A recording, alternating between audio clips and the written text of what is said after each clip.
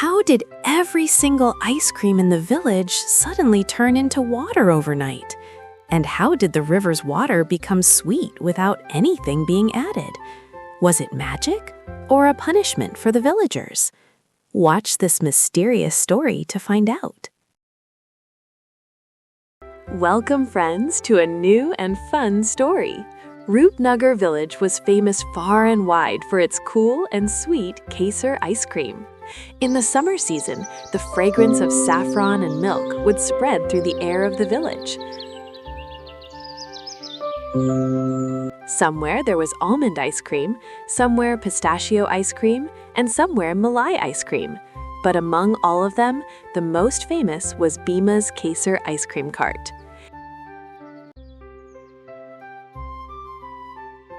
Every day, Bhima would wake up early, boil fresh milk, and set the ice creams.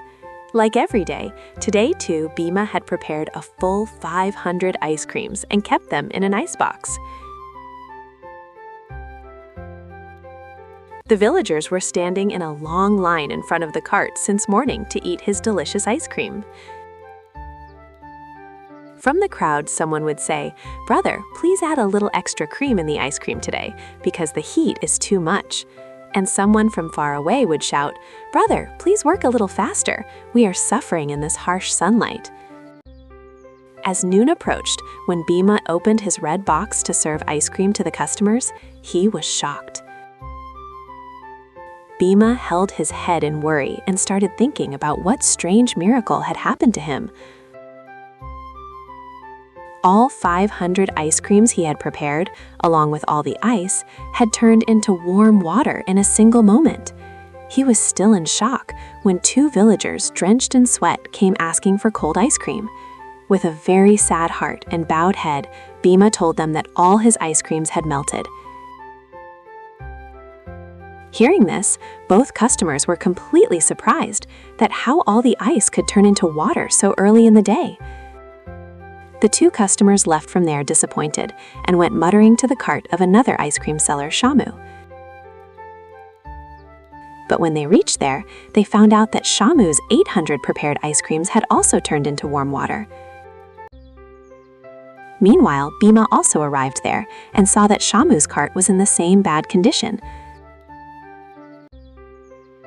Wiping his sweat, Shamu looked toward the sky and thought that today the sun was truly breathing fire. After a short while, all the other ice cream sellers of the village gathered there, and everyone's ice creams had turned into water. Everyone was worried about how all the ice creams could melt on the same day, and Bhima understood that something was definitely wrong.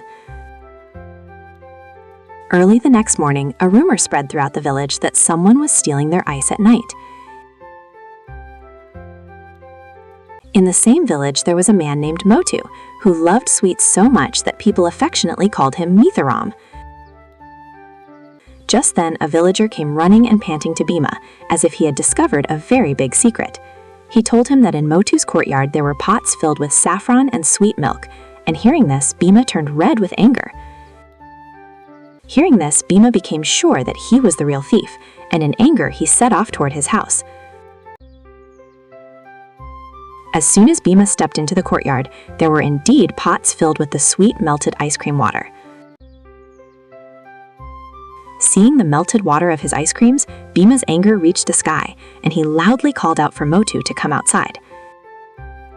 Hearing so much noise outside, poor Motu came out of his house nervously, holding a small bowl in his hand. Bhima pointed his finger directly at Motu and accused him of melting their ice creams to drink sweet milk for free. Motu said in surprise that he had not melted the ice cream, but that this was river water which had strangely become sweet.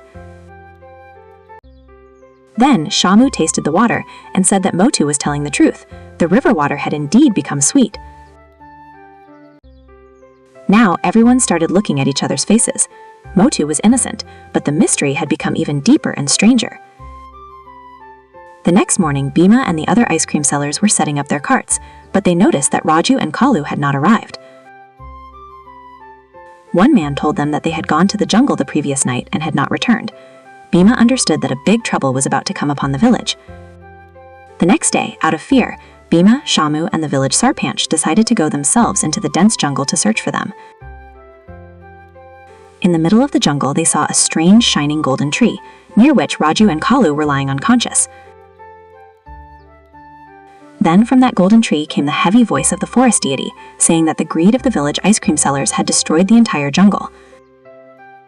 Realizing their mistake, the Sarpanch and everyone sincerely apologized to the forest deity and promised to plant new saplings in the jungle. The forest deity forgave them, and from that day onward, the villagers protected nature, because of which the taste of their ice cream became even sweeter.